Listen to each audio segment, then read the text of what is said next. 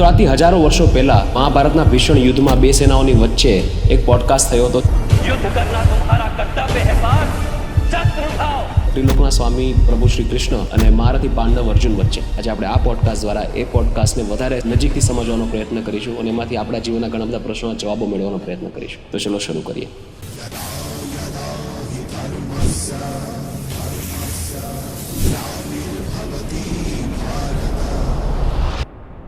સ્વીકારવું જ સમાપ્તિ છે. ભાગવું, લડવું એ દુઃખનો અંત નથી. એ કોઈ ન કોઈ રૂપે પાછા આવવાના છે. તમારો પ્લસ પોઈન્ટ શું છે કે તમે શરણાગત જીવ છો, ભગવાનના થયેલા છે, અને ભગવાન બધું જ જોઈ શકે છે, ભક્તને દુઃખી નથી જોઈ શકતો.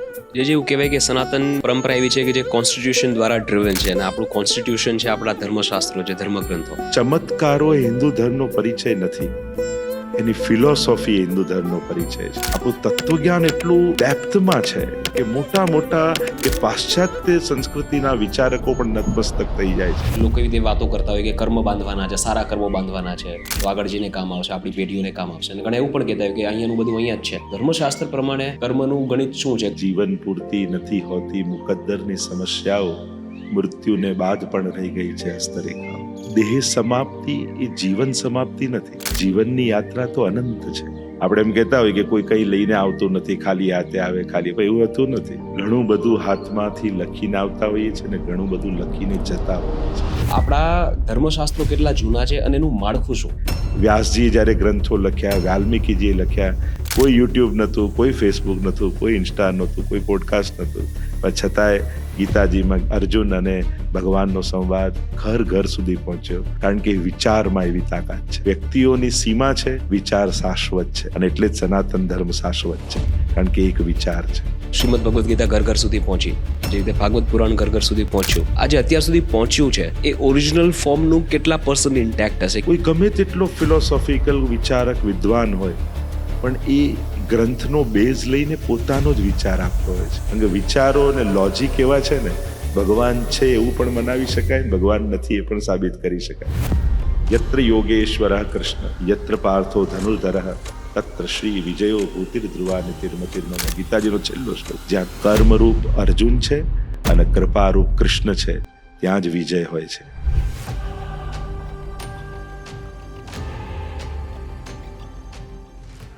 નમસ્કાર મિત્રો, સ્વાગત છે આજના ખાસ પોડકાસ્ટમાં.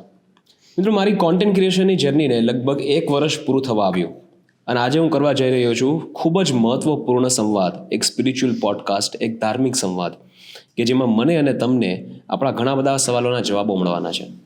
મિત્રો, આ પોડકાસ્ટ ખૂબ જ ખાસ એટલા માટે છે કારણ કે આ સંવાદ કરવા માટે આપણી સાથે ઉપસ્થિત છે વિશ્વવંદનીય પરમ શ્રદ્ધેય પૂજ્યપાદ શ્રી દ્વારકેશલાલજી મહોદય, પુષ્ટિમાર્ગીય વૈષ્ણવાચાર્ય, કે જેમના મધુર અને સરળ સ્વભાવને કારણે દુનિયાભરમાં વૈષ્ણવોના ખૂબ જ પ્રિય છે.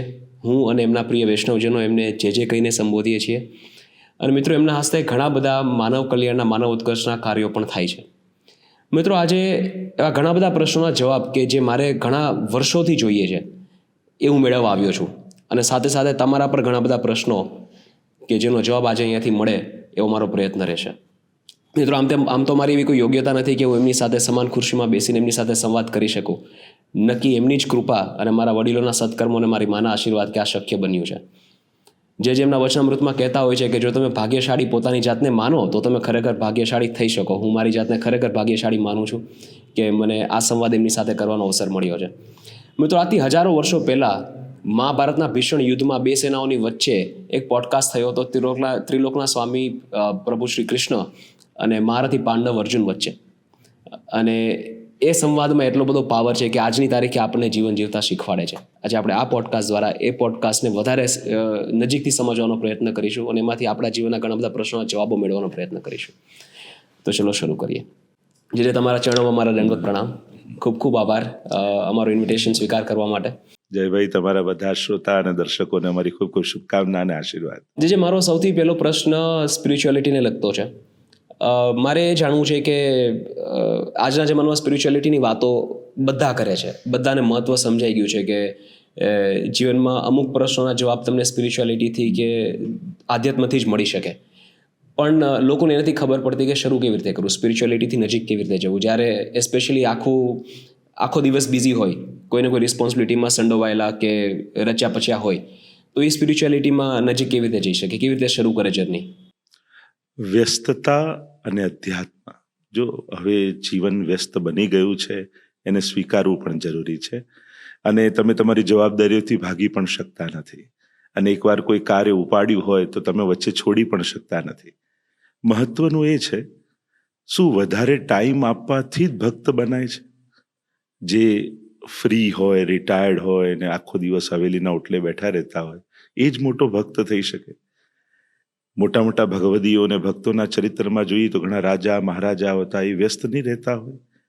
વધારે ટાઈમ આપવાથી ભક્ત નથી બનાતું, ભગવાનને વધારે ઇમ્પોર્ટન્સ આપવાથી ભક્ત બનાય છે. કે જ્યારે તમે તમારા જીવનમાં ભગવાનને મહત્વ ના માની વધારે ઇમ્પોર્ટન્સ આપો છો, કે મારા દરેક કર્મ, મારા દરેક વિચાર, મારી દરેક ઈચ્છાઓ એ ઈશ્વર પ્રેરિત છે, કરતા એ છે અને હું એમનું સાધન છું, આવું જ્યારે માનીને જીવીએ છે ત્યારે જીવનમાં અધ્યાત્મ પ્રવેશે છે.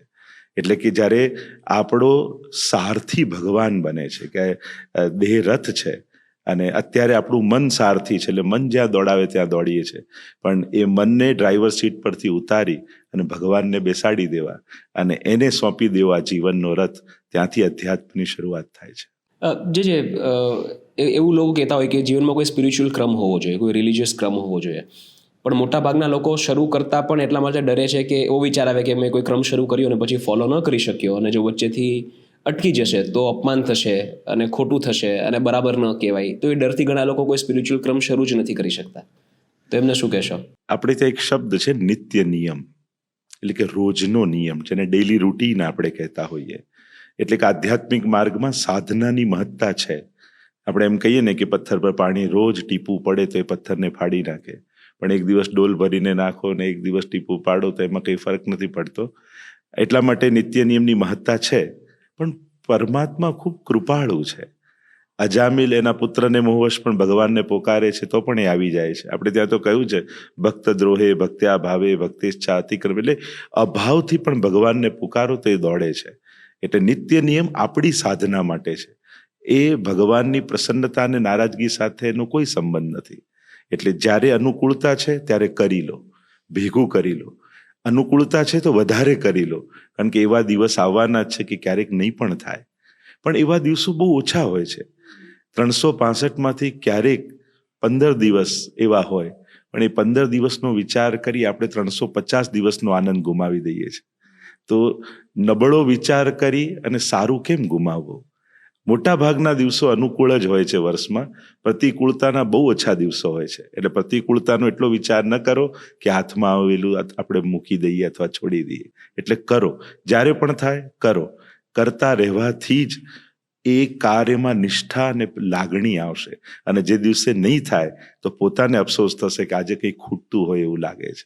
અને જ્યારે આવું લાગશે તો કોઈ પણ અનુકૂળતા કરી, કારણ કે હું એમ માનું છું કે દુનિયામાં કોઈ વ્યસ્ત નથી, કંઈ મોંઘું નથી, અને કોઈ વસ્તુ દૂર નથી. આજે ક્રિકેટ મેચ હોય, ચાલુ દિવસોમાં હોય તો 1 લાખ જણા સ્ટેડિયમમાં બેઠા જ હોય છે, ભરાયેલું જ હોય છે, કારણ કે એનો એમાં રસ છે.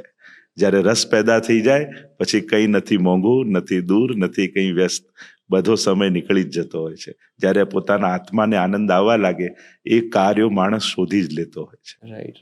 જે આપણે મનમાં પણ સ્મરણ કરીએ, ક્યારેક આપણે વ્યસ્ત હોઈને ટ્રાવેલ કરતા હોય, મનમાં પણ સ્મરણ કરી લઈએ તો પણ પ્રભુ સુધી પહોંચી જતું હોય છે. હા, આપણે ત્યાં તો જે વાચિક, માનસિક અને ઉપાંશુ 3 પ્રકારના જપ બતાવ્યા છે, કે જ્યારે તમે એવી યોગ્ય જગ્યાએ નથી કે જ્યાં ઉચ્ચારણ સાથે કરી શકો, ત્યાં મનમાં એનું સ્મરણ કરો.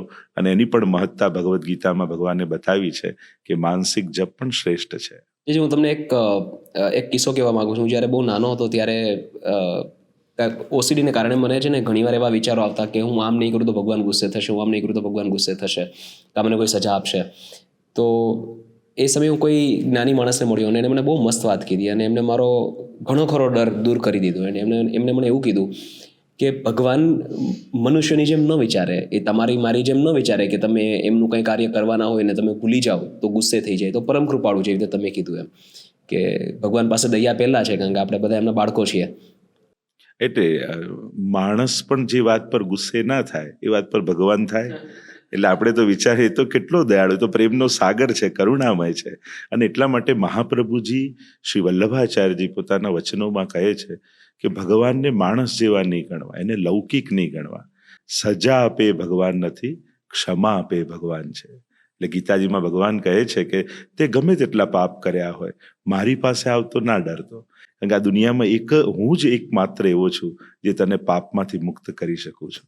સર્વધર્માન પરિત્યજ્ય મામ એકમ શરણમ વ્રજ, અહમ ત્વા સર્વ પાપેભ્યો મોક્ષયિષ્યામિ મા સૂચે, કે તું તારા બધા પાપોને લઈને આવ, હું તને બધા પાપોમાંથી ક્ષમા કરીશ. અને એટલે સજા આપે ભગવાન નહીં, ક્ષમા આપે ભગવાન છે. રાઈટ. પણ ભગવાન પરીક્ષા લે છે. પરીક્ષા પણ પાસ કરવા માટે જ હોય છે ને, નીચે મોકલવા માટે નથી હોતું, આગળના ધોરણમાં મોકલવા માટે હોય છે. એટલે હંમેશા દરેક પરીક્ષા ઉન્નતિ માટે હોય છે. કારણ કે આપણે જ્યારે પણ સ્કૂલમાં પરીક્ષા આપીએ છીએ તો એનાથી નીચે નથી જતા, ફેલ થઈએ છીએ તો ત્યાં જ રહીએ છીએ, પાસ થઈએ છીએ તો ઉપર જઈએ છીએ. એટલે આપણી પરીક્ષા પણ ક્યાંક ઉપર મોકલવા માટે જ છે, આપણા સ્તરને ઉચ્ચ બનાવવા માટે જ છે.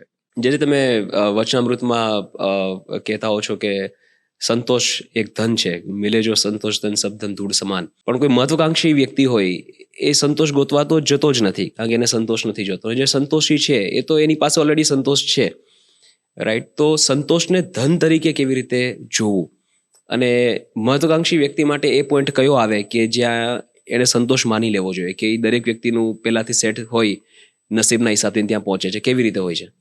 સંતોષ વસ્તુ માટે હોઈ શકે, કર્મમાં ક્યારે સંતોષ નથી રાખવાનો.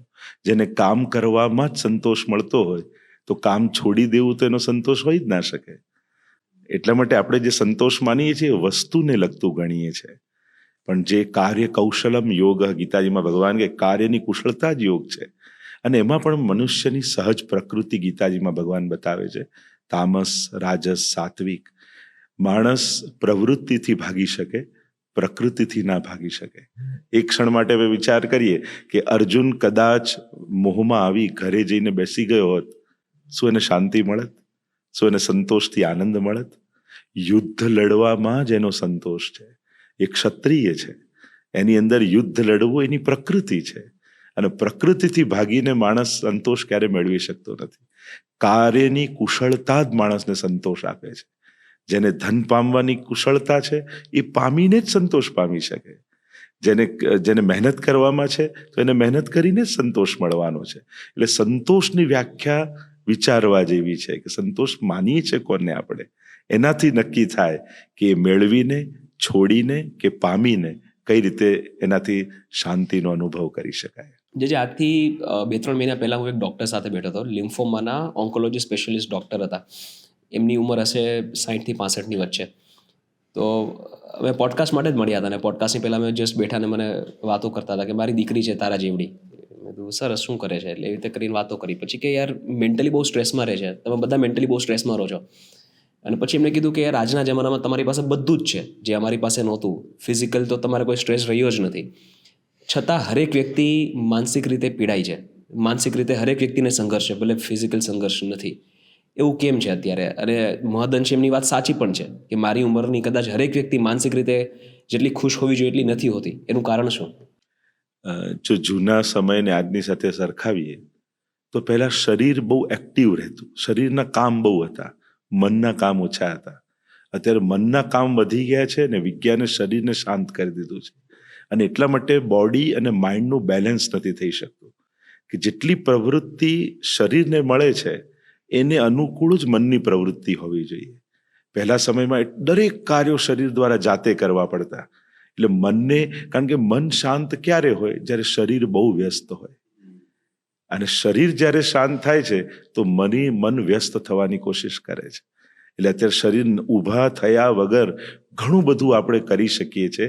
એમાં જ આપણી સફળતા નહીં પણ નિષ્ફળતા છે. દરેક કામ જ્યારે ઊભા થઈને મેન્યુઅલી જો બધું આવી જશે, ઓટોમેટિક જતું રહેશે તો આપમેળે મન ધીમે ધીમે. અને બીજું બી એક કારણ છે કે મનને જરૂરત કરતાં વધારે ઇન્ફોર્મેશન મળે છે, વધારે સમાચાર મળે છે, એટલી એને જાણવાની જરૂર નથી. જ્યારે એના કેપેસિટી કરતાં મોટી વાત અને સ્ટ્રેસ થાય એવી વાત એ જાણે ત્યારે સહજમાં સાંભળવાથી પણ એને ચિંતા થઈ જાય છે. એના વશમાં ના હોય એ વાત પણ એ સાંભળીને ચિંતા કરી લે છે. એવા ઘણા બધા કારણો આપણે વિચારી શકીએ, પણ મૂળ કારણ એ છે કે શરીર અને મનની કાર્યશૈલીનું બેલેન્સ થવું જોઈએ.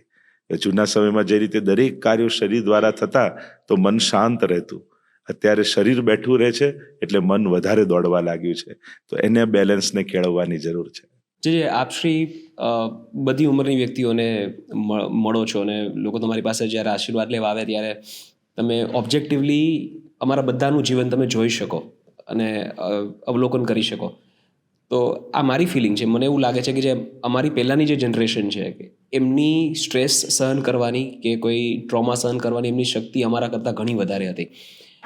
અત્યારે મતલબ મારી જનરેશન કે મારાથી જે નાના લોકો છે એ નાની નાની વાતે વિચલિત થઈ જાય, ડરી જાય, સ્ટ્રેસમાં આવી જાય. અને જે અમારાથી પહેલાંની જનરેશન છે એમ થાય કે આ લોકોના જીવનમાં કેટલું બધું થઈ ગયું છતાં ચહેરાની રેખા નથી ફરતી.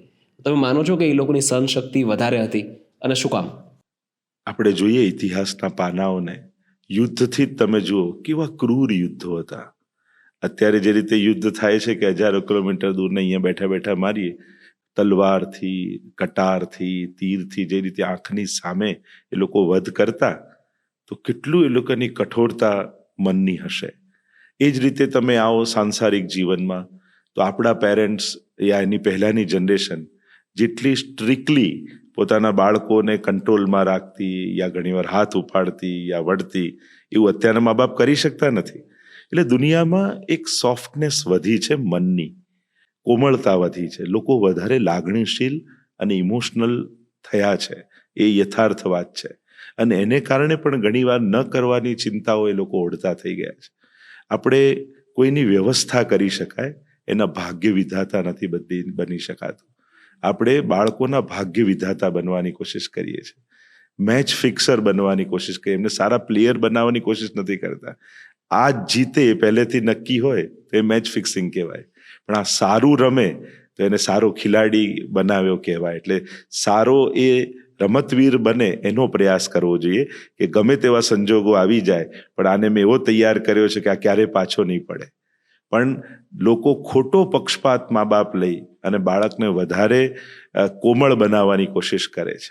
પણ એક વાત નિશ્ચિત છે, દુનિયામાં અત્યારે લાગણીશીલતા વધી છે, લોકો વધારે ઇમોશનલ બન્યા છે અને એટલે માટે નાની નાની બાબતોમાં પણ એ લોકો વિચલિત થઈ જાય છે. એટલા માટે જ આપણે ધર્મશાસ્ત્રોના આશ્રયની કેમ જરૂર પડે છે? કારણ કે સંજોગોથી સુખી થવાની જે કોશિશ કરે છે ને એ બહુ સુખી થઈ શકતા નથી, લાંબો સમય સુધી નથી થઈ શકતા. પણ જે સમજથી સુખી થવાનો પ્રયાસ કરે છે ને એ ગમે તેવા સંજોગોમાં સુખી રહી શકે છે. જે થોડું આને ડિટેલમાં સમજી શકીએ, સંજોગોથી સુખી થવું અને સમજથી સુખી થવું, આ બહુ મહત્વની વાત. કારણ કે સંજોગો એટલે મેં ધાર્યું છે એવું અનુકૂળ માહોલ મળે, અનુકૂળ વ્યક્તિ મળે, અનુકૂળ મારી જે ઈચ્છાઓ છે વસ્તુઓ મને મળે તો જ હું સુખી થઈ શકું. આને કહેવાય સંજોગોથી સુખી. ધર્મ શીખવાડે છે સમજથી. આ નથી તો એ સુખ તો તારા જ હાથમાં છે. સુખ તને વસ્તુ નથી આપવાની, તારા વિચારો તને સુખી કરવાના છે. કે દરેક વસ્તુ પ્રત્યે તારો જે દ્રષ્ટિકોણ છે એનાથી સુખી થવાની કોશિશ કર. જો ઘટનાઓ તો ઘટવાની જ છે, મહત્વનું છે ઘટનાઓના અર્થઘટન તમે કેવા કરો છો. ઘટનાઓ તમારા હાથમાં નથી પણ અર્થઘટનો ચોક્કસ આપણા હાથમાં છે. એટલે બનતી ઘટનાઓના જો અર્થઘટનો આપણે ઉત્તમ કરતા શીખી જઈએ, ભગવાન અને ગુરુએ બતાવેલી એ વિચારધારાને જીવનમાં ઉતારી લઈએ તો નબળા સંજોગોના પણ સારા અર્થઘટનો કરી સુખી થઈ શકાય છે. જેમ બે બાળકો કારમાં જતા હતા અને કાર થોડી અથડાઈ ગઈ તો એકને એમ તો જો આપણી જોડે જ આવું થાય છે, બીજાએ કહ્યું જો ઠાકોરજી આટલામાં બચાવી લીધા આપણને. ઘટના એ જ હતી પણ બંનેના અર્થઘટનો જુદા હતા તો એકને દુઃખ થયું ને એકને સુખ થયું. એમ આપણે કઈ વિચારધારાથી આગળ વધવું છે એ આપણે નક્કી કરવાનું. ઉત્તમ સમજ એ માણસને વિપરીત સંજોગ, સા વિદ્યા યા વિમુક્ત. આપણે ત્યાં તો વિદ્યા પણ શું કહ્યું કે જે મુક્તિ શીખવાડે એ વિદ્યા છે. વસ્તુ મેળવવાની કળા વિદ્યા નથી, વસ્તુ વગર પણ સુખેથી જીવી શકાય એને સાચા અર્થમાં વિદ્યા કહી શકાય. એટલે તમે તમારું સુખ કોઈ પણ વસ્તુ, વ્યક્તિ કે સંજોગોને પરાધીન ન રહેતા તમારી સમજથી તમે સુખી થાઓ એ બહુ મહત્વ. સાહિત્યકારો પણ ગુજરાતીના કહેતા હોય કે પેલું એક કન્યા પરણીને આવી તો પતિને કહેવા લાગી કે તમે મને ઘર અપાવશો?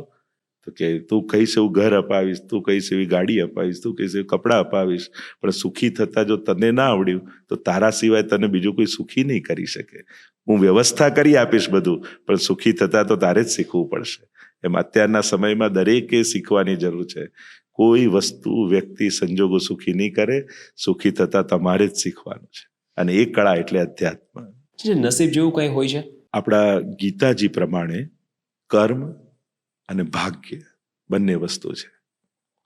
આપણે ત્યાં નસીબને પણ સ્વીકારવામાં આવ્યું છે કે જે તમે કર્મ કરો છો, પણ નસીબ તમારું તમારા સિવાય બીજું કોઈ લખતું નથી.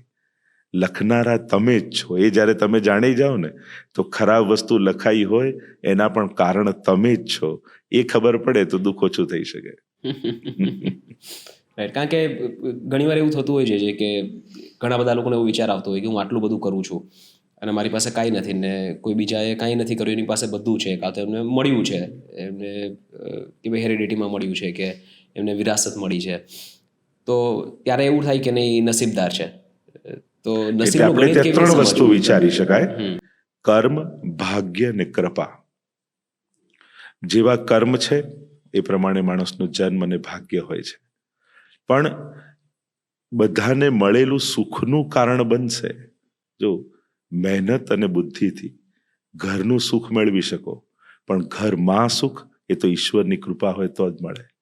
મહેનત, બુદ્ધિ, ભાગ્યથી ધનનું સુખ મેળવી શકો, પણ ધનથી સુખ એ તો ઈશ્વરની કૃપા હોય તો જ મળે. અને એટલા માટે વસ્તુ પ્રાપ્તિ સુધી ભાગ્ય કામ કરે છે, પણ પ્રાપ્ત થયેલી વસ્તુ પ્રસન્નતાનું કારણ બને એના માટે પાછી ઈશ્વરની કૃપા એમાં જોડવી જરૂરી થઈ જાય છે. એટલે ભાગ્ય જેવું છે. અને આપણે ત્યાં જેમ કહીએ છીએ કે ભાગ્યથી વધારે કે સમયથી પહેલા કોઈને ન મળે, એ પણ કૃપા માર્ગ પર ચાલનારા એવું નથી માનતા. જો ઈશ્વર ઈચ્છે તો ભાગ્યથી વધારે પણ મળી શકે છે અને સમયથી પહેલા પણ મળી શકે. જે આપણે કર્મનો ઉલ્લેખ કર્યો, આપણે સનાતન સંપ્રદાયમાં લોકો એવી રીતે વાતો કરતા હોય કે કર્મ બાંધવાના છે, સારા કર્મો બાંધવાના છે, તો આગળ જઈને કામ આવશે, આપણી પેઢીઓને કામ આવશે. અને ઘણા એવું પણ કહેતા હોય કે અહીંયાનું બધું અહીંયા જ છે, તમે જેવા કર્મો કરો એવું અહીંયા ફળ ભોગવીને જ જવાનું છે. તો ધર્મશાસ્ત્ર પ્રમાણે કર્મનું ગણિત શું છે? કર્મનું ફળ તમને હમણાં મળે, પછી મળે, અને દેહ છોડ્યા પછી મળે છે, કેવી રીતે હોય છે? એક શાયરી યાદ આવી રહી છે ગુજરાતીની કે જીવન પૂરતી નથી હોતી મુકદ્દરની સમસ્યાઓ, મૃત્યુને બાદ પણ રહી ગઈ છે હસ્તરેખાઓ. કે દેહ સમાપ્તિ એ જીવન સમાપ્તિ નથી. જીવનની યાત્રા તો અનંત છે. આજે આપણે જેવા છીએ એની પાછળ ગત જન્મનો પણ હાથ છે. આપણે એમ કહેતા હોય કે કોઈ કંઈ લઈને આવતું નથી, ખાલી હાથે આવે, ખાલી. ભાઈ એવું હતું નથી. ઘણું બધું હાથમાંથી લખીને આવતા હોઈએ છીએ ને ઘણું બધું લખીને જતા હોઈએ છીએ. ગીતાજી પ્રમાણે ક્રિયમાણ, સંચિત કર્મ અને પ્રારબ્ધ એમ ત્રણ વસ્તુ છે. હમણાં જે કરો છો એ ક્રિયમાણ કહેવાય. એમાં કેટલાક કર્મો એવા છે કે એનું ફળ તુરંત ભોગવાઈ જાય છે. ઘણાનું ઘણા વર્ષો પછી, ઘણાનું ઘણા જન્મ પછી પણ હોય છે. એનો એક ગહનો કર્મણા ગતિ, એમ ગીતાજીમાં ભગવાન કહે છે કે કર્મની ગતિ બહુ ગહન છે. આજનું કરેલું કર્મ ક્યારે ભોગવવું પડશે એનો કોઈ ચાર્ટ નથી. એ તો તમારી સામે આવે ત્યારે જ થાય.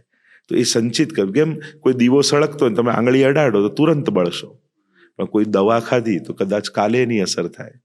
કંઈ બીજી કઈ વસ્તુ ગ્રહણ કરી તો મહિના પછી એની અસર થાય.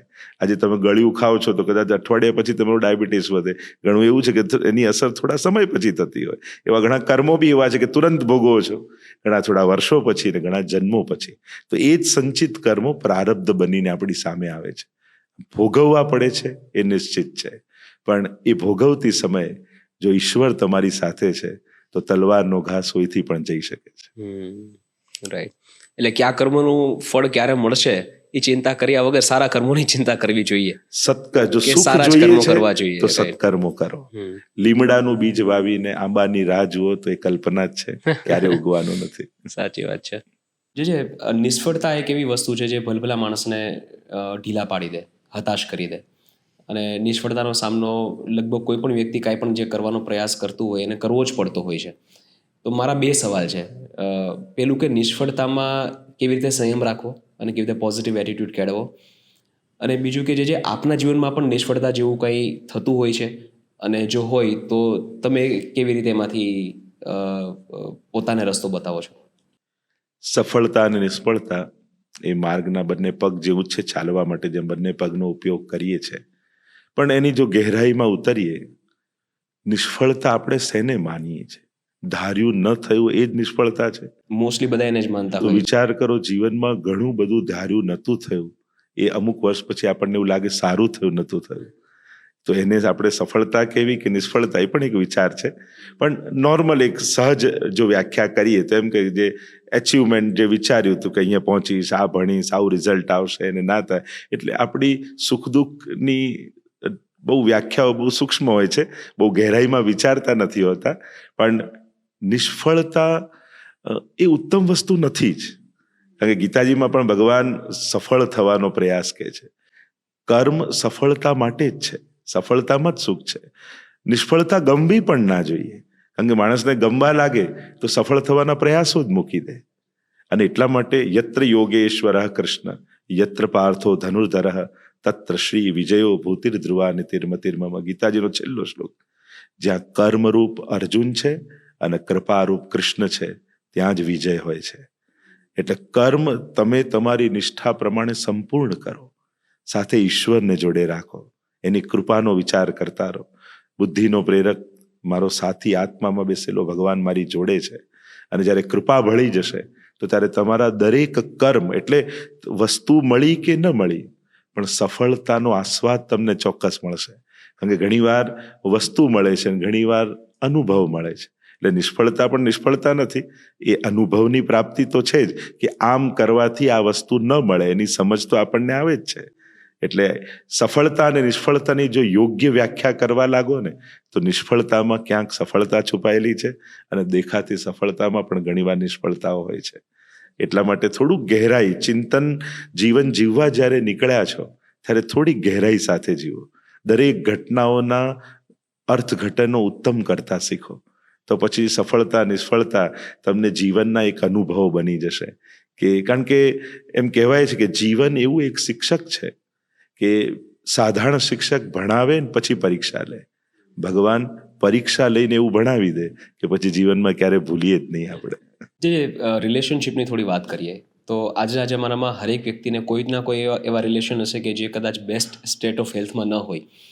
અને આ સંબંધો કોઈ પણ હોઈ શકે, બાપ દીકરાના સંબંધો હોઈ શકે, બે ભાઈઓ વચ્ચેના સંબંધ હોઈ શકે, કે ઇનલો સાથેના સંબંધ હોઈ શકે. એવા ઘણા બધા સંબંધો હોય કે જેમાં ખટાશ હોય છે. તો એવા કોઈ ટાઈમલેસ પ્રિન્સિપલ્સ ખરા કે જે કોઈ પણ સંબંધમાં આપણે અપ્લાય કરી દઈએ અને સમય રિપેર એ કોઈ પણ સંબંધમાં આપણે અપ્લાય કરી દઈએ સંબંધ રિપેર થઈ જાય અને સંબંધ વ્યવસ્થિત રીતે ચાલે?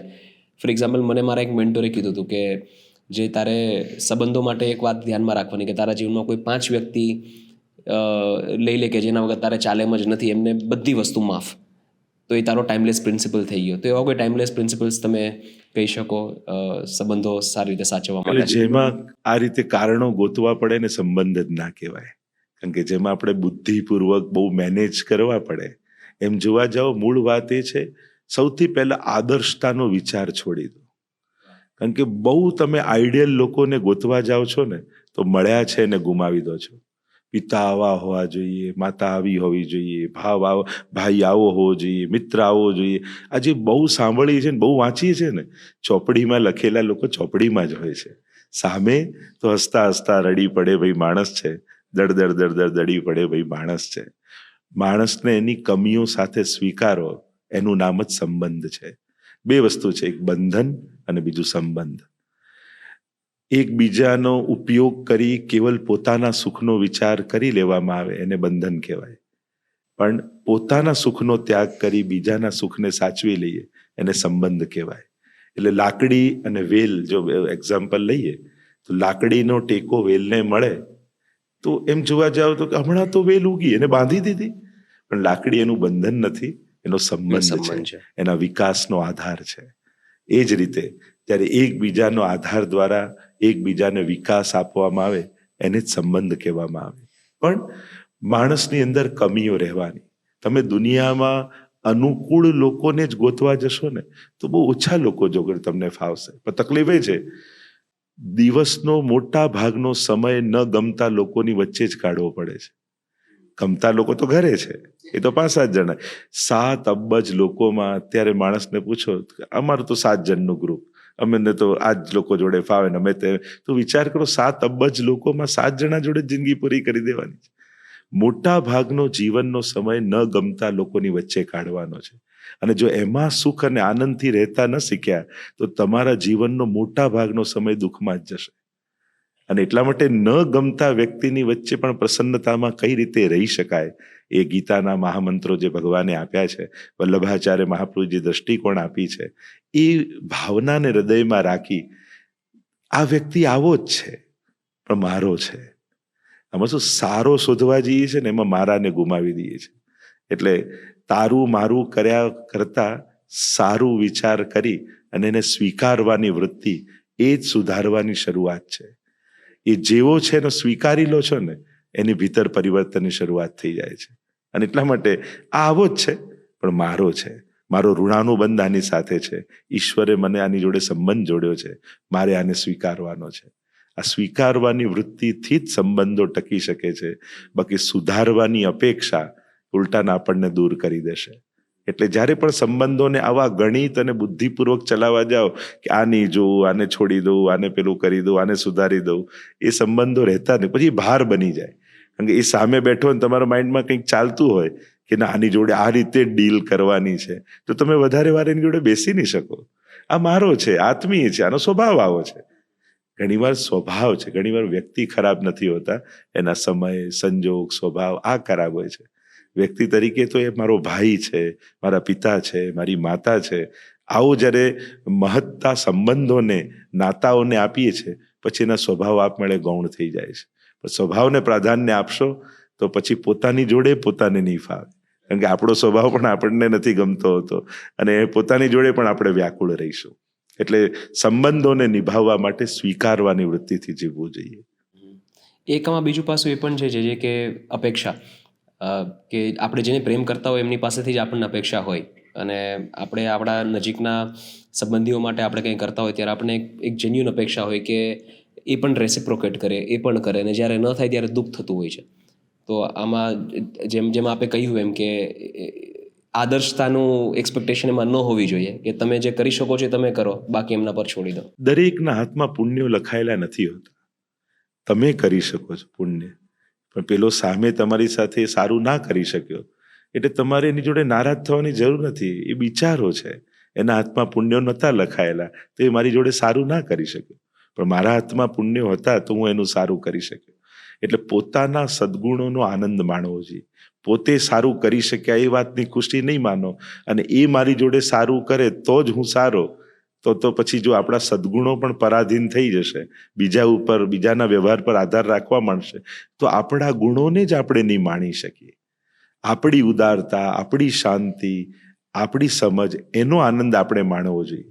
સામે કેવો રિપ્લાય આવે છે એના પર જો ડિપેન્ડ રહેશો તો જીવનમાં ક્યારે પ્રસન્નતા પ્રાપ્ત નહીં કરી શકે. જે આના ઉપર વેસ્ટર્ન વર્લ્ડમાં લોકો પુસ્તકો વાંચે છે સ્ટોઇક ફિલોસોફી ઉપર. સ્ટોઇક ફિલોસોફી એટલે એરિસ્ટોટલના ગુરુ થઈ ગયા, એમને આ ફિલોસોફી આપેલી કે એના હિસાબથી જે આપણા કંટ્રોલમાં છે, જે આપણે કરી શકીએ એના પર ફોકસ કરીને બાકી બધું ભૂલી જવાનું.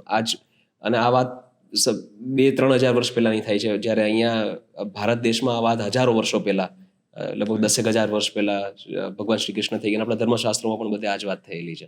સૌથી જીવનમાં અઘરું ભૂલી જવું જ છે, કારણ કે એ આપણા હાથમાં નથી હોતું. હું તમને કહું, આ યાદ રાખજો તો 10 વાર મોઢે કરો તો યાદ થઈ જાય, કારણ કે આ ભૂલીને બતાવો તો એ આપણા હાથમાં નથી હોતું. એટલે જીવનમાં કઠિન એ જ છે.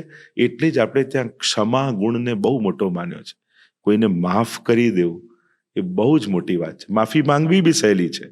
કદાચ આપણો ઈગો છોડી આપણે સોરી કહી દઈએ, પણ કોઈએ માફી માંગીને એને ક્ષમા આપી દેવું, આપણું નુકસાન કરી ગયો, આપણું મન બગાડી ગયો હોય, એ માફ ક્ષમા વીરસ્ય ભૂષણમ આપણે કહીએ છીએ. વીરતાનું ભૂષણ ક્ષમા છે, કે તમે સામર્થ્યવાળા છો, તમે એને સજા આપી શકો એમ છો, છતાંય તમે એને ક્ષમા આપો છો, એ જ તમારું ભૂષણ એમ શાસ્ત્ર કહે છે. ક્યારેક લૌકિક જીવનમાં કોઈ વ્યક્તિના જીવનમાં એવી પરિસ્થિતિ આવી જાય કે એમ થાય કે હવે ભગવાનની પરીક્ષા બહુ થઈ ગઈ, કે કોઈ રોક બોટમ પર જતું રહે, એટલી બધી તકલીફ કોઈના જીવનમાં આવી જાય, એની સાથે શું થઈ રહ્યું છે એનો પણ પછી એને ખ્યાલ ન રહે, એવી પણ પરિસ્થિતિ ઘણા લોકોના જીવનમાં આવી જતી હોય છે. તો આ શું કર્મોનું ફળ છે, અને આ પરીક્ષા છે ભગવાનની કે પ્રભુની ઈચ્છા છે, અને આવી પરિસ્થિતિમાંથી બહાર કેવી રીતે, મતલબ ત્યારે માઇન્ડસેટ શું રાખવું કે આ મારી સાથે કેમ થઈ રહ્યું છે, અગર કોઈ વ્યક્તિના જીવનમાં એવી પરિસ્થિતિ આવી જાય ત્યારે?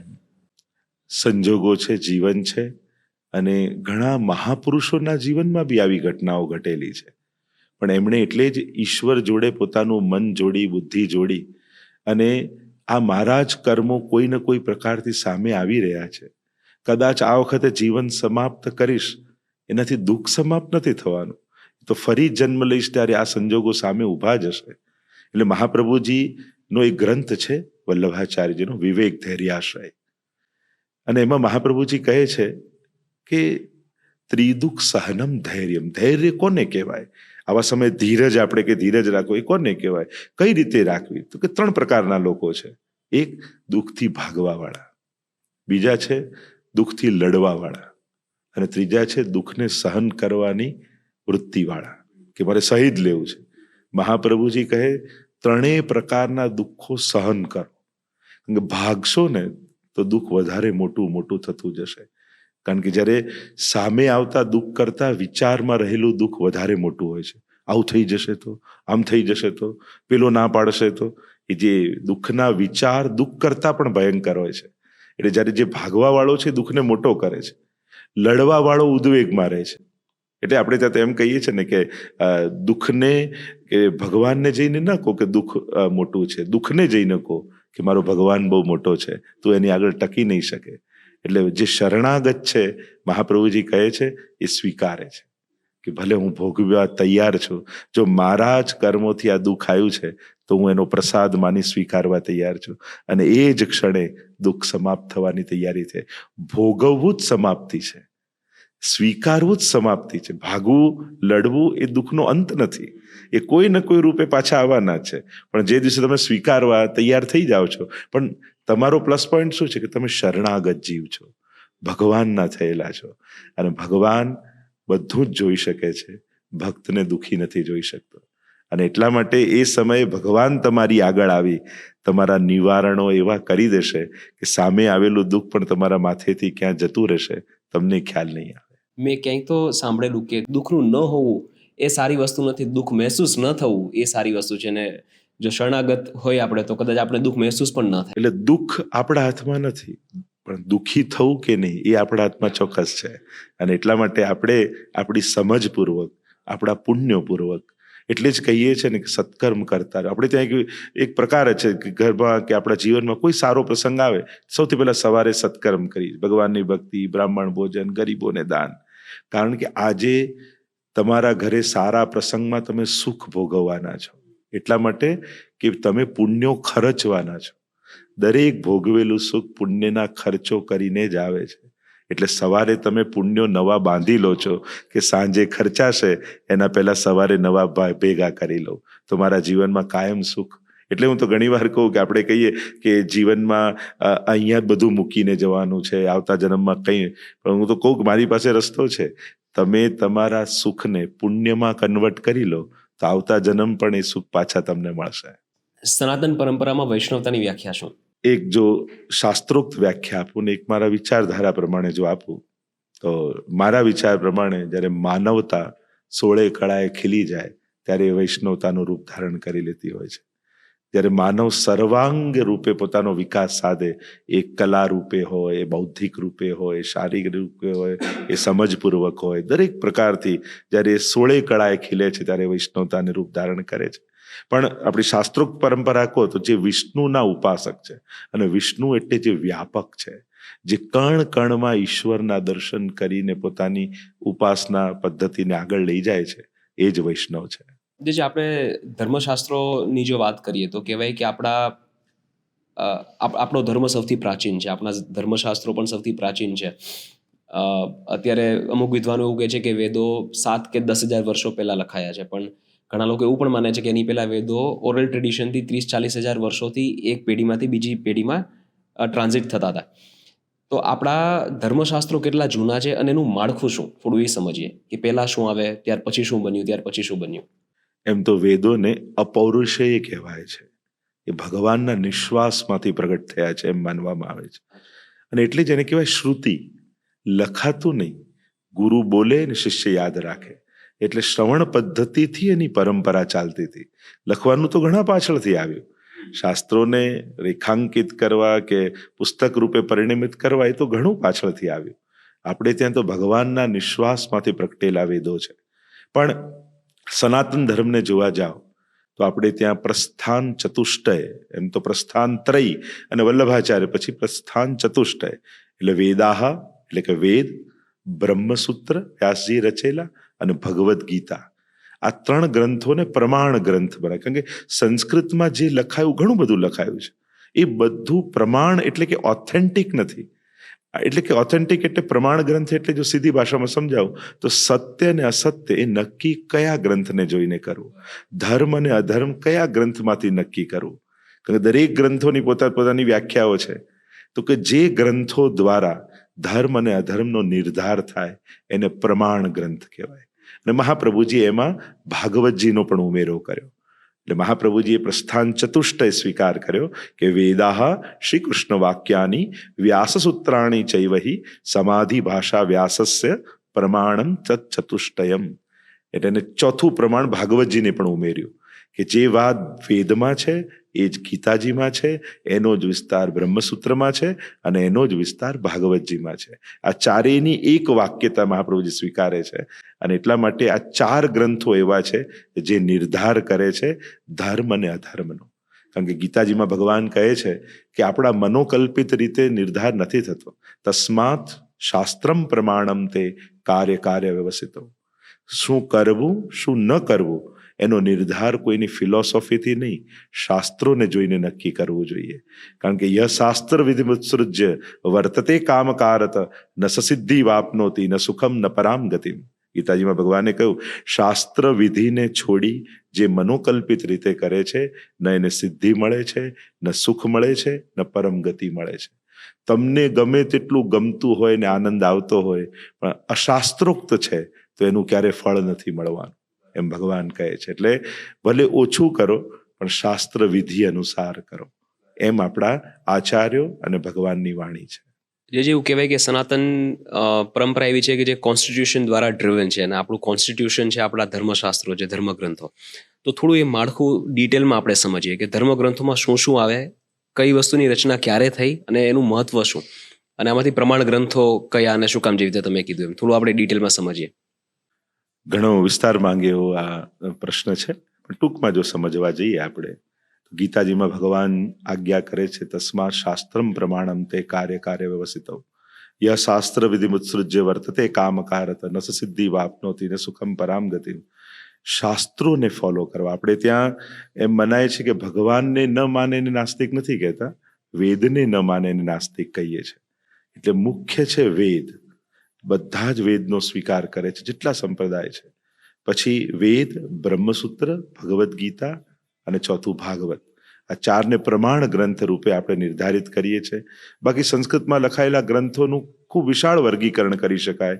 વેદની સાથે ઉપનિષદ છે, સૂત્ર ગ્રંથો છે, સ્મૃતિ ગ્રંથો છે, પુરાણો છે, ઇતિહાસ એટલે કે મહાભારત આદિ ગ્રંથો છે અને સાહિત્યિક ઘણી બધી રચનાઓ છે. એમ સંસ્કૃત સાહિત્યમાં બહુ વિપુલ પ્રમાણમાં આપણને શાસ્ત્રો મળે છે. પણ પ્રધાન રૂપે, પ્રમાણ રૂપે વેદ, બ્રહ્મસૂત્ર, ગીતા અને ભાગવતને માની અને ધર્મ અને અધર્મનો આપણે નિર્ધાર કરીને આગળ વધતા હોઈએ છીએ. બાકી આનો વિસ્તાર ખૂબ લાંબો કરી શકાય, પણ એ કરવા જઈશું તો આપણો પોડકાસ્ટ એમાં જ જતો રહેશે. અને એટલા માટે ધર્મશાસ્ત્રોને વાંચવાનો આગ્રહ સમાજ રાખે એ મારો આ તમારા થકી સંદેશ છે. કારણ કે જેટલું ક્રિશ્ચન ભાઈઓને બાઇબલ વિશે ખબર છે, જેટલું મુસ્લિમ ભાઈઓને કુરાન વિશે ખબર છે, એટલું દુઃખની વાત એ છે કે આપણા હિન્દુ ભાઈઓને ગીતાજી, ભાગવતજી, રામાયણ વિશે ખબર નથી હોતી. અને ચમત્કારો એ હિન્દુ ધર્મનો પરિચય નથી, એની ફિલોસોફી એ હિન્દુ ધર્મનો પરિચય છે. કે એનો જે વેદાંત છે, એનું તત્વજ્ઞાન છે, એ હિન્દુ ધર્મનો પરિચય.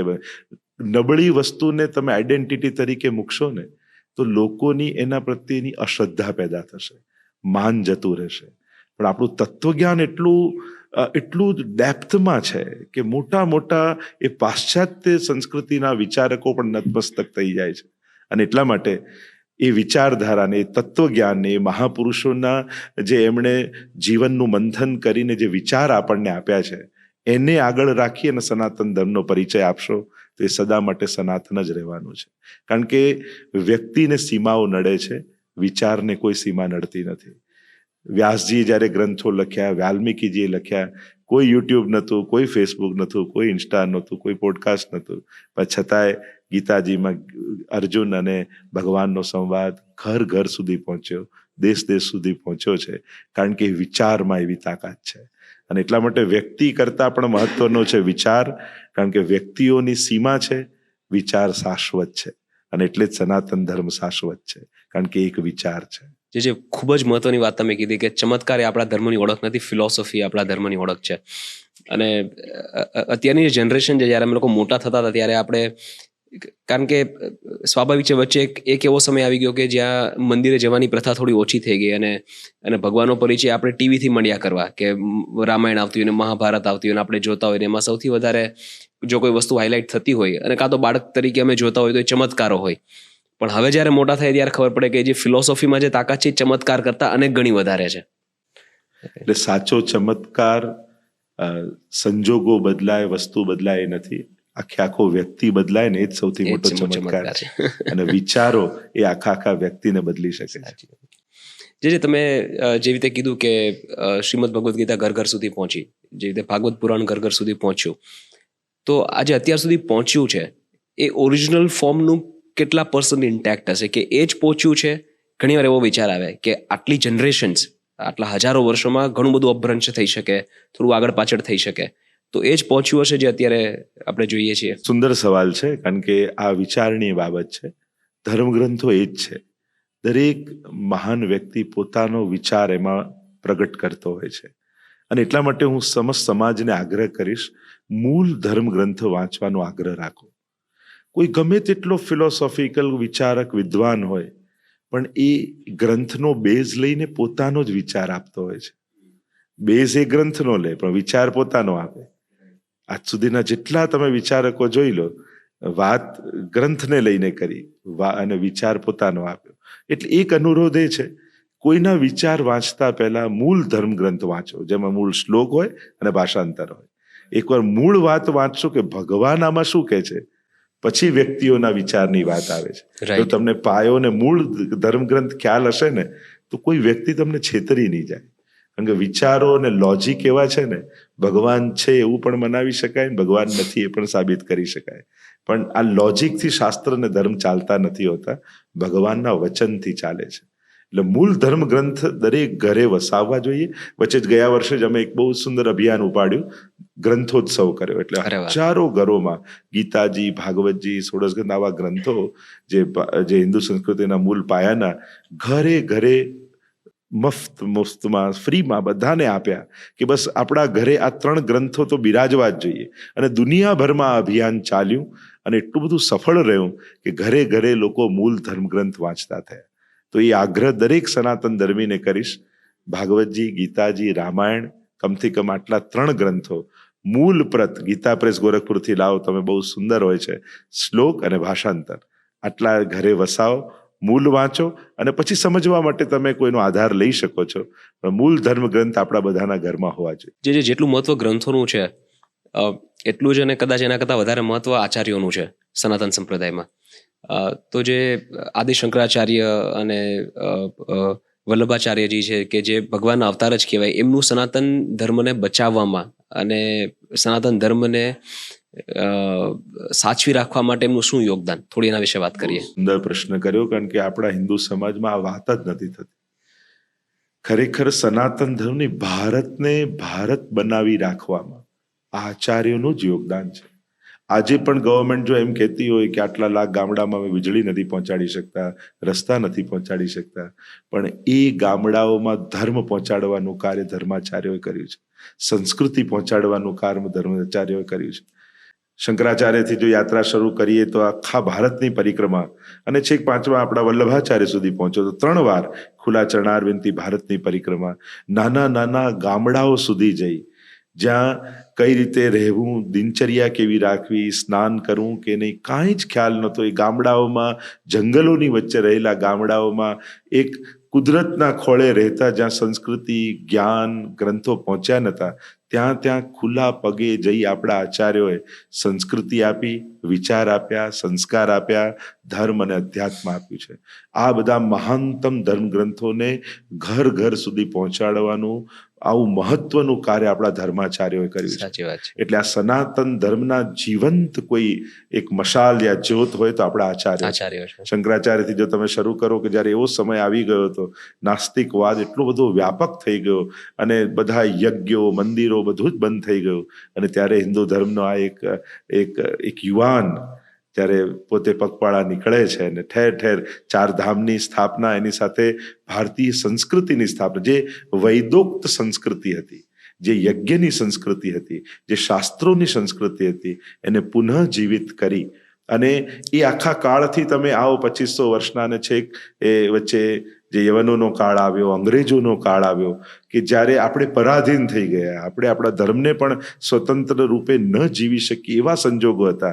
એવા સમયમાં પણ ભારતીય સંસ્કૃતિ અને સનાતન ધર્મને આપણા ધર્માચાર્યોએ ટકાવી રાખ્યા. સાચી વાત. એવું બળ આપ્યું જનમાં કે ગળું કપાવવા તૈયાર થઈ ગયા પણ ગળા હાથમાંથી કંઠી કાઢવા, ગળેથી કાઢવા તૈયાર નહોતા. એવી ખુમારી આપણા ધર્માચાર્યોએ આપી, આપણા ધર્મ ગ્રંથોને જીવંત રાખ્યા. નહીં તો કેટલા હજારો ગ્રંથો બાળી નાખ્યા છે, એવા ઇતિહાસમાં પ્રમાણો છે આપણી પાસે. છતાંય એ ધર્માચાર્યોએ પોતે જીવી, પોતાની પરંપરામાં જીવાડી અને પોતાના શિષ્ય પરંપરાને એવી તૈયાર કરી કે એ ધર્મ ગ્રંથોએ એકો મુખાગ્ર રાખી અને ધર્મોને જીવાડ્યા છે, ધર્મ ગ્રંથોને જીવાડ્યા છે. એટલે સનાતન ધર્મને જીવંત બનાવવામાં એ ધર્માચાર્યોનો અથાગ પરિશ્રમ, એટલે જો પોતાના જીવનને હોમી દીધા છે એ લોકોએ, કે જે ખુલ્લા ચરણારવિંદથી પોતાના ઘરબાર છોડી, પોતાનો પરિવાર, ગ્રસ્ત ધર્મ છોડી અને જન સુધી પહોંચી ભારતને ભારત બનાવી રાખવાનું કોઈ ભગીરથ કાર્ય કર્યું હોય તે કેવલ કોઈ રાજનેતા કે રાજાએ નહીં, આપણા ધર્માચાર્યોએ કર્યું છે. જે હવે આપણે વાત કરીએ શ્રીમદ ભગવદ્ ગીતાની, આ સંવાદ એવો હતો જે એક યુદ્ધમાં થયો હતો. એક યુદ્ધની વચ્ચે કોઈ એક પર્ટિક્યુલર સિચ્યુએશનને અંતર્ગત અર્જુનને સમજાવવા માટે ભગવાન શ્રી કૃષ્ણ એક સંવાદ કરે છે, અને એ છે શ્રીમદ ભગવદ્ ગીતા. હવે એનો કોન્ટેક્સ્ટ અલગ છે, સમય અલગ છે, યુદ્ધની વચ્ચે આ વાત થયેલી છે, છતાં આજની તારીખે અત્યારે અમારા જીવનમાં એ કેવી રીતે રેલેવન્ટ રહી શકે છે, થોડું એના વિશે વાત કરીએ.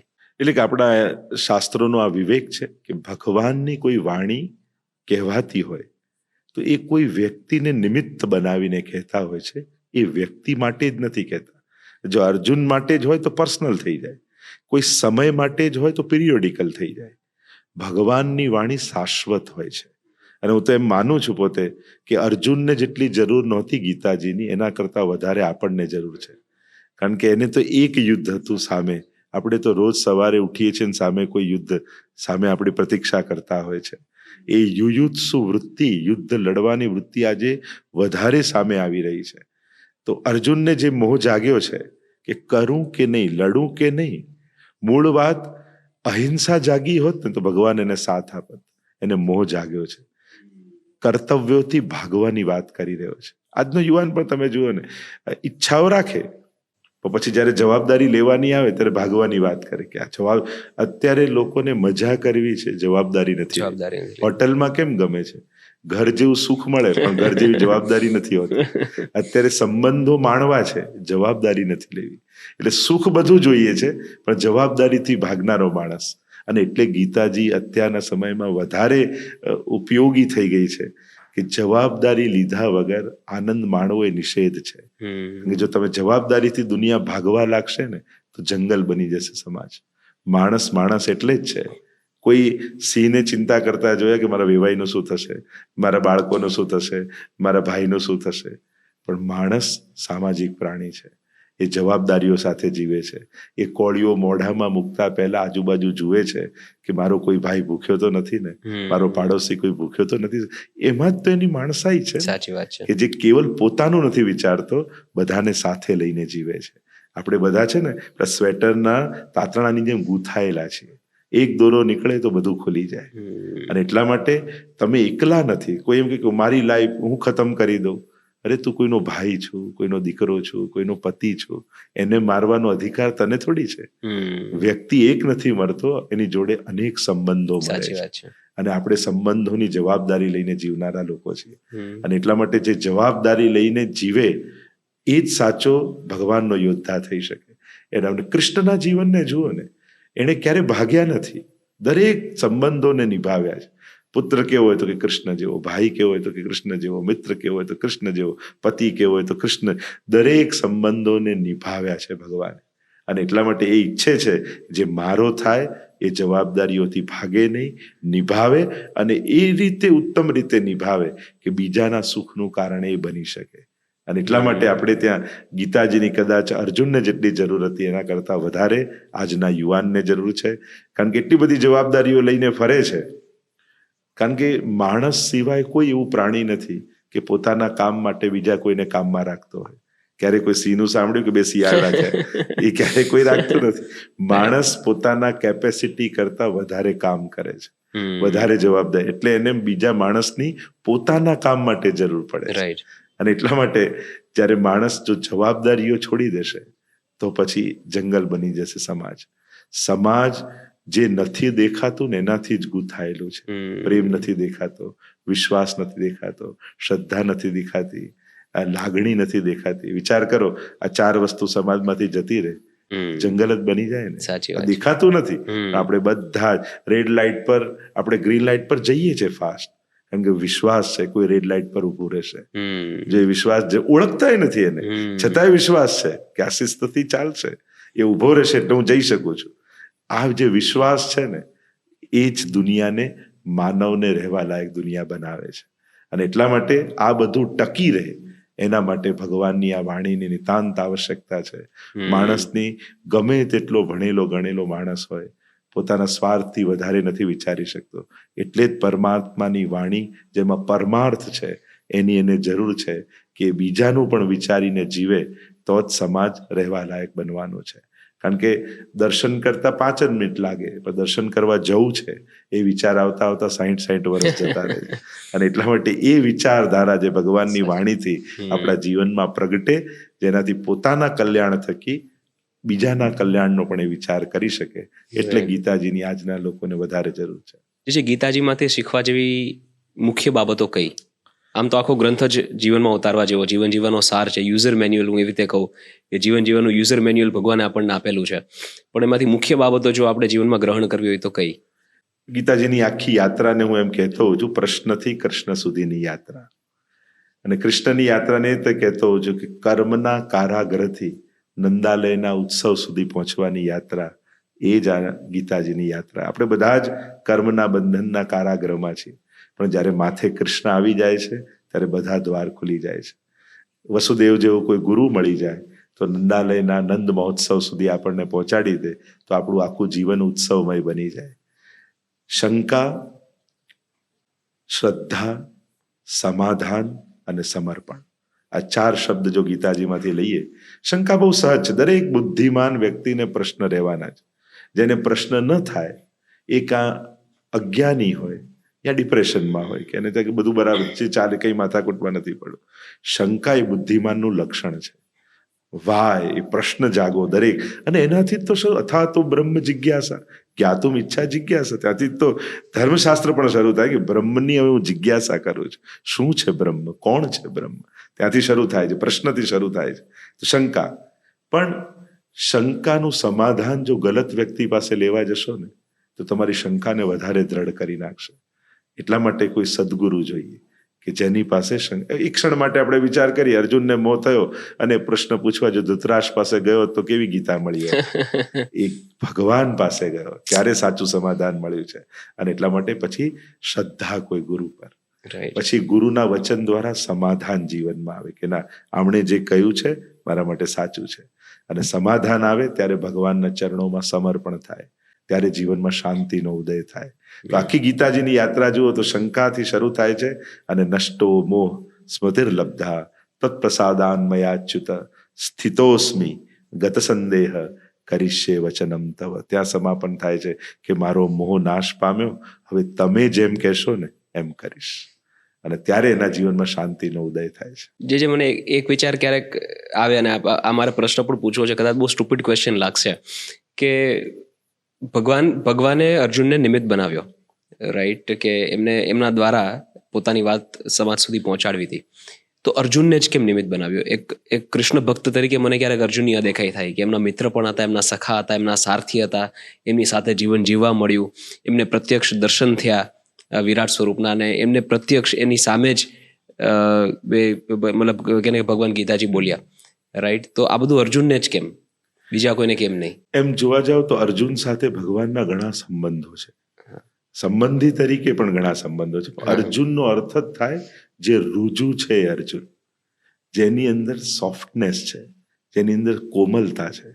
સાહસ અને તાકાત પણ અર્જુન જેવી કોઈની પાસે નથી, પણ કેવલ સાહસ અને તાકાત એ તો કઠોરતા આપે. જે રુજુ હોય એ જ જ્ઞાનને ગ્રહણ કરી શકે. અને ધર્મરૂપ યુધિષ્ઠિર છે, બળરૂપ ભીમ છે, બુદ્ધિરૂપ નકુલ છે, સહદેવ છે, સૌંદર્ય રૂપે. એમ કહેવાય જીવન યુદ્ધને જીતવા માટે આ 5 તત્વ જોઈએ. સૌથી પેલું ધર્મ એટલે યુધિષ્ઠિર, ધર્મ જોઈએ. બીજું કયું બળ ન હોય તો ધર્મ પણ તમે ન પાળી શકો. ત્રીજું અર્જુન એટલે સાહસ, કે બળ છે પણ સાહસ નથી તો કરી નથી શકવાના. સહદેવ એટલે બુદ્ધિ, જે ભવિષ્યનું જોઈ શકે છે. નકુલ એટલે સૌંદર્ય. આ 5 હોય ત્યારે જીવન યુદ્ધ લડી શકાય. પણ કૃષ્ણ જોઈએ તો જ યુદ્ધ જીતી શકાય, એ છે કૃપા. પણ અર્જુનને પસંદ કરવાનું મૂળ કારણ એની હૃદયમાં રહેલી રુજુતા. અર્જુનનો અર્થ જ થાય જે રુજુ છે, જે સોફ્ટ છે, હૃદય કોમળ છે. ભલે બાહુ કઠોર છે, યુદ્ધ લડવાની તાકાત છે, પણ હૃદયમાં લાગણી જેના હૃદયમાં છે એ નિષ્ઠુર નથી થઈ જતું. એને જોઈને કરુણા. એટલે જ ભગવાન ખરેખર તો અર્જુનને મોહ જાગ્યો નથી, જગાડ્યો છે. જ્યારે અર્જુનને કહે છે ભગવાનને કે રથમ સ્થાપય મેચ્યુત સૈન્યોર ભયોર મધ્યે, બંને સેનાઓની મધ્યે યુદ્ધ રથ લડવું છે તો યુદ્ધ રથ રાખો. ઈચ્છે તો ભગવાન દુર્યોધન ઉભો હતો, દુશાસન ઉભો હતો, એની સામે રથ લઈ જઈ શકત. જાણી કરીને એવી જગ્યાએ ભગવાને રાખ્યું જ્યાંથી ભીષ્મજી દેખાયા, દ્રોણાચાર્ય દેખાય. એટલે એની ભીતર મોહ જાગે, લાગણી જાગે, એની રુજુતા જાગે. કારણ કે વધ પણ કરુણા વગર કરશે ને તો વધનો ભાર એને લાગશે, પાપ લાગશે. એના હૃદયમાં કરુણા છે કે ના, આ બધાને મારવા નહોતા, પણ પાપનો નાશ કરવા માટે મારે વધ કરવું જરૂરી છે. દ્વેષ નથી. ભગવાને કાઢ્યો શું? મોહ દ્વારા એના દ્વેષને ને અહંકારને કાઢી નાખ્યો. નથી હું મારનારો, નથી જીવાડનારો, કરનારો ઠાકોરજી છે. મારે ધર્મને જીવાડવા માટે મારવા જરૂરી છે. અને એટલા માટે ધર્મના જ્ઞાન માટે રુજુ હોવું બહુ જરૂરી છે, કોમળ હોવું બહુ જરૂરી છે. જેના હૃદયમાં કઠોરતા છે એ તો પછી દુશાસન થઈ જાય, દુર્યોધન થઈ જાય. રુજુતા છે એ જ અર્જુન બની શકે છે. બાકી લડતા તો એ બી લડી શકત. પણ ભગવાને જાણી કરીને અર્જુનને એટલા માટે પસંદ કર્યો કારણ કે ભગવાનને ગમે એવો એ છે. કારણ કે એની અંદર કોમળતા અને ભાવુકતા છે. ભગવાનને ગમે છે જ ભાવુકતા. ભલે ગમે તેટલી બુદ્ધિ હોય, તાકાત હોય, પણ જેમાં કોમળતા અને ભાવુકતા નથી, ભગવાનને એટલો ગમતો નથી. એટલા માટે અર્જુનને પસંદ કર્યો ભગવાને. જે ગીતાજીમાં ભગવાન એમ કહે છે કે હરેક મનુષ્યમાં ભગવાનનો અંશ છે. તો ક્યારેક એવો વિચાર આવે કે ઘણા બધા લોકો જે ગુનાહિત કૃત્યો કરતા હોય તો એમની અંદર રહેલો ઈશ્વરીય અંશ એને કેમ ન રોકી શકે? એટલે આપણે ત્યાં જેમ આમ કહેતા હોય કે બધું ભગવાન કરાવે છે, તો પછી પાપ કરાય ભગવાને કરાય ન કહેવાય. એમ સીધી સરળ ભાષામાં જો સમજાવવાથી તમારા પ્રશ્નને, મૂળ વાત એ છે બધું ભગવાન કરાવે એનો અર્થ એ થાય કારમાં એન્જિનની જેમ ભગવાન છે, પણ સ્ટેરિંગ તો માણસને જ આપે છે. જેમ જોવાની શક્તિ ભગવાન, પણ શું જોવું એને માટે માણસ સ્વતંત્ર છે. એટલે ગીતાજીના એક જો શ્લોકને કોટ કરું તો કર્મણ્યેવાધિકારસ્તે મા ફલેષુ કદા. કર્મમાં તું સ્વતંત્ર છું, ફળમાં નહીં. બરાબર. કર્મની સ્વતંત્રતા ભગવાન કઈ રીતે આપે છે? જોવાની શક્તિ હું, શું જોવું એ તારે નક્કી કરવાનું. જે જોયું પછી પાછું ફળમાં તું પરાધીન. બોલવાની શક્તિ હું, શું બોલવું એ તારે નક્કી કરવાનું. ચાલવાની શક્તિ હું, ચાલીને ક્યાં જવું એ તારે નક્કી કરવાનું. એટલે બધું ભગવાન કરાવે એનો અર્થ કારમાં એન્જિનની જેમ ભગવાન છે, પણ સ્ટેરિંગ માણસના હાથમાં છે. કારણ કે જ્યારે રોજ ઘરેથી બહાર નીકળો ત્યારે તમારા ઘરના આંગણામાં ઘણી કાર ઊભી હોય. અધિકાર, અનાધિકાર, ધિક્કાર, અહંકાર, તિરસ્કાર, કેટલી બધી કારો સામે હોય છે. હવે કઈ કાર લઈને તમે નીકળો એ તમારે નક્કી કરવાનું છે, કારણ કે એ સામે તમને પછી કેવો ટ્રાફિક મળશે. મૂળ વાત એ છે કરતા કરાવનારો ઈશ્વર, એટલે આ બધી શક્તિ રૂપે તમારી ભીતર છે. શ્વાસ પણ એ જ ચલાવે છે ને. આપણે કોઈ કે 10 પ્રાણાયામ કરો તો થાકી જઈએ. જન્મ્યા ત્યારથી શ્વાસ લઈ થાક લાગે છે? કારણ કે લેતા નથી, ચાલી રહ્યા છે. તમને કોઈ 10 મિનિટ આ જુઓ તો થાકી જશો, પણ જ્યારે જન્મ્યા ત્યારથી જોઈ રહ્યા છો, થાક લાગે છે? કરાવનારો ઈશ્વર છે, તમે કરવા જાઓ છો તો થાક છે, એ કરે છે તો એક શાશ્વતતા છે.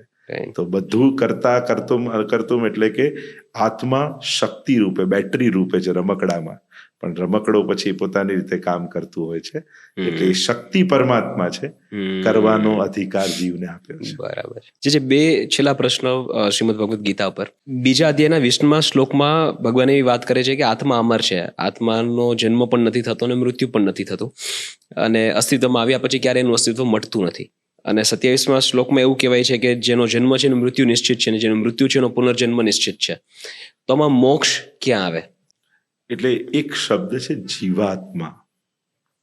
નહીં તો ઘણી વાર આપણને એમ થાય કે આ શરીરે પાપ કર્યા, મરી ગયું, બળી ગયું, તો બીજા શરીરે કેમ ભોગવવા પડે? આપણને એમ થાય ને કે તમે ગયા જન્મના કર્મ ભોગવો છો, તો જેણે કર્યા એ તો મરી ગયું, બાળી દીધું. મૂળ વાત, અને આપણે ઘણી વાર આત્માની શાંતિ માટે અમે પાઠ રાખ્યા છે. આત્મા તો શાંત જ છે. મૂળ વાત છે જીવાત્મા શબ્દ છે, જીવ અને આત્મા. જીવ કોને કહેવાય? જેમાં આપણા કર્મો સંચિત થાય, આપણી ઇન્દ્રિયો સંચિત થાય અને એ આત્મા સાથે જોડાયેલું હોય. મોક્ષ કોને કહેવાય? જ્યારે જીવ અને આત્મા છૂટા પડી જાય. બરાબર. એટલે ગતિ કોની હોય છે બીજા જન્મમાં? જીવાત્માની. આત્મા તો બેટરી જેવું છે, એના બળને કારણે આ એક્ટિવ છે, કે જેમાં સંચિત કર્મો છે, ઇન્દ્રિયો છે, અને એટલે જ આપણે ગત જન્મના કર્મો લઈને આવીએ છીએ, એવી જ ઇન્દ્રિયો લઈને આવ્યા છે, એવી જ વૃત્તિ લઈને આવ્યા છે, અને એ જુદા જુદા જન્મો લે છે અને જુદા જુદા કર્મો ગત જન્મના ભોગવે છે, કારણ કે સંચિત કર્મ એમાં છે. પણ જ્યારે આપણો જીવ અને આત્મા છૂટા પડી જાય અને આત્મા ફરી પરમાત્મામાં લય થઈ જાય, એને કહેવાય મોક્ષ.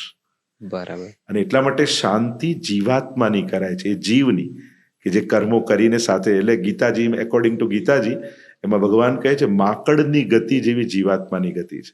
માકડ પહેલા 2 પગ આગળ લે, પછી 2 પગ ઉપાડે, એટલે બીજો દેહ સિલેક્ટ કરી અને જીવાત્મા આ દેહને છોડે છે, ફરી આ દેહ પ્રમાણે કર્મ કરે છે. એટલે જ્યારે આત્મા અને જીવ આ બંને છૂટા પડી જાય ત્યારે એનો મોક્ષ કહેવાય છે. જે કંઈ પણ પાછળ કરવાની વિધિ છે એ જીવાત્મા માટે છે. જે 6થા અધ્યાયમાં 5મો શ્લોક કહે છે કે મનુષ્યએ પોતાના મનના કાબુની બહાર રહેવું જોઈએ. અને કારણ કે મન ક્યારેક મિત્ર છે તો ક્યારેક શત્રુ, પણ કોઈ પોતાના મનના કાબુમાંથી બહાર કેવી રીતે રહી શકે? મૂળ વાત, ઘણીવાર આપણને એમ થાય કે ભગવાનને કામ, ક્રોધ, લોભ, ઈર્ષા, દ્વેષ ગમતા જ નથી, તો આપણી અંદર નાખ્યા કેમ? આ મસાલો અંદર ઉમેરવાની જરૂર હતી. મૂળ વાત એ છે, ઘણીવાર દેખાતી નેગેટિવ વૃત્તિઓ પણ ક્યાંક કામની છે. મા બાપના ક્રોધના ડરથી બાળક ભણે છે, મૃત્યુના ભયથી આપણે જીવીએ છીએ, તો કોઈ પણ ઉપરથી કૂદી જાય. ક્યાંક લોભ છે તો ઘર બાંધીએ, સંચિત કરીએ, તો ત્યાં કંઈક ધર્મ કરીએ. ક્યાંક આ વૃત્તિઓ પોઝિટિવ પણ છે. સમજવાનું એટલું છે, આ બધી વસ્તુઓને આપણે વાપરીએ તો સર્જન થાય, એ આપણને વાપરે તો વિસર્જન થઈ જાય.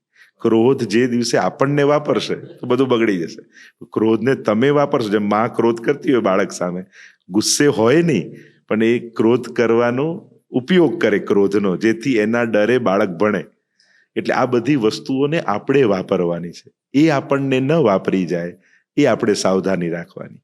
તો મન એવ મનુષ્યાણામ કારણમ બંધ મોક્ષયો. શાસ્ત્ર એમ કહે છે મન જ મુક્તિનું કારણ છે, એ જ બંધનનું કારણ છે. બસ વિચારવાનું એ છે કે તાળાની ચાવી એક જ હોય, એનાથી જ ખુલે ને એનાથી જ બંધ થાય. ફેરવો છો કઈ બાજુ એ તમારે નક્કી કરવાનું, કે મનને મુક્તિનું કારણ બનાવવું છે કે બંધનનું. કારણ કે આ મનની ચંચળતા છે ને એ બહુ નેચરલ છે. શાંત મન તો 2 જણનું હોય, કાં કોઈ બહુ મોટો યોગી હોય, કાં કોઈ ડિપ્રેશનમાં હોય. બાકી મનની વ્યાખ્યા શાસ્ત્ર શું કરે છે? સંકલ્પ વિકલ્પાત્મક મનઃ. એમાં આંખને બંધ કરો તો તમે બેચેન થઈ જશો. જોવું એની વૃત્તિ છે. કાન બંધ કરો તમે બેચેન થઈ જશો અડધો કલાક. સાંભળવું એની વૃત્તિ છે. એમ સંકલ્પ વિકલ્પ મનની વૃત્તિ છે, સ્થિરતા એની વૃત્તિ નથી. પણ એ ચંચળતાને દિશા ક્યાં આપી? આ જ પ્રશ્ન અર્જુને ગીતાજીમાં પૂછ્યો કે માણસ જાણે છે કે આ પાપ છે, છતાં પાપ કેમ કરે છે? બલાદીવ નિયોજિતા. આ કોણ એને બળપૂર્વક પાપમાં લઈ જાય છે? અને ત્યારે ગીતાજીમાં ભગવાન ઉત્તર આપે છે કે કામ એશ ક્રોધ એશ રજો ગુણ સમુદ્ભવ મહાશનો મહાપાપમાં વિદ્યેન મિહ વૈરિણમ. આ અંદર રહેલી રજોગુણ વૃત્તિ જેનાથી કામ અને ક્રોધ જાગે છે ને, એ જ માણસને પાપ તરફ લઈ જાય છે. અને એટલા માટે અંતઃકરણની પવિત્રતા, જો મનને એકાગ્ર કરવા માટે એને પકડવાની જરૂર નથી, એને લગાવવાની જરૂર નથી, એને પવિત્ર કરવાની જરૂર છે. મન સાત્વિક બનાવો ને તો આપમેળે સ્થિર થઈ જાય. રજોગુણી છે ત્યાં સુધી ચંચળતા છે, પણ સાત્વિક થયું તો આપમેળે સ્થિર થઈ ગયું. એટલે મનની સાત્વિકતા, અને એના માટે પોતાના પ્રયાસ ટૂંકા પડતા હોય તો કોઈના પ્રભાવથી કરી લ્યો. ઈશ્વર એ પરમ સાત્વિક છે, ગુરુ તત્વ એ પરમ સાત્વિક છે. જ્યારે મનને એના શરણમાં મૂકો છો એના વિચારોના, તો સહજમાં એની સાત્વિકતા આવે છે. જેમ અગ્નિ પાસે જઈએ તો ગરમી માંગવાની ના હોય તો લાગે, બરફની પાટ પડી હોય તો ઠંડક માંગવાની ના હોય તો લાગે. એનું કર્મ નથી, એનો પ્રભાવ છે. એમ ઈશ્વરનું શરણ એના માટે સાત્વિકતા એનો પ્રભાવ છે, એનું કર્મ નથી. જ્યારે તમે એના શરણમાં જાઓ છો, સહજમાં પવિત્રતા જીવનમાં આવી જાય છે અને મન આપમેળે શુદ્ધ અને પવિત્ર બની જાય છે. વાહ, જે આ જવાબ સાથે તમે મને કેટલો મોટો જે અત્યાર સુધી મને કન્ફ્યુઝ કરતો તે સવાલનો તમે મને જવાબ આપી દીધો છે કે મન એકાગ્ર કરવાના પ્રયત્નથી નહીં થાય, મનને પહેલા સાત્વિક કરવું પડશે, એટલે એકાગ્ર જાતે જાતે થશે. ખૂબ જ મોટી વાત છે. અને this will be the learning of the podcast. એમ તો આ પોડકાસ્ટમાં આપણે ઘણી બધી એવી વાતો કરી છે કે જે જીવનમાં ઉતારી શકાય અને લાઈફ લર્નિંગ તરીકે જેનો લાઈફ ટાઈમ યુઝ કરી શકીએ. કારણ કે ભગવાન બોલે પણ મહત્વના છે અર્જુનના પ્રશ્નો. તમારા પ્રશ્નો એટલા ઉત્તમ છે કે જાણે આખું એક યુવા ધન મારી સામે બેઠું અને એના નિમિત્ત બની અને તમે પૂછી રહ્યા. આ જ પ્રશ્નો જ્યાં જઈએ છે દુનિયાભરમાં યુવાનોના આ જ પ્રશ્નો છે, અને તમે આ પોડકાસ્ટ દ્વારા એને વાચા આપી રહ્યા છો. અને આના થકી જો થોડું પણ સમાધાન મળી શકે તો ઘણા બધા યુવાનોને જીવનમાં એક પથદર્શન મળશે. 100%. જે ખૂબ ખૂબ આભાર. તમારા ચરણોમાં મારા દંડવત પ્રણામ ફરીથી. અને ખૂબ ખૂબ આભાર, તમે આ સમય મારી સાથે વિતાવ્યો. અમારી પણ ખૂબ ખૂબ શુભકામના પાઠવીએ છીએ કે તમારું આ પવિત્ર કાર્ય અનેક લોકો માટે સદુપયોગી થાય અને ઘણા માટે પ્રેરક બને, એવી ઠાકોરજીના ચરણોમાં પ્રાર્થના કરી છે.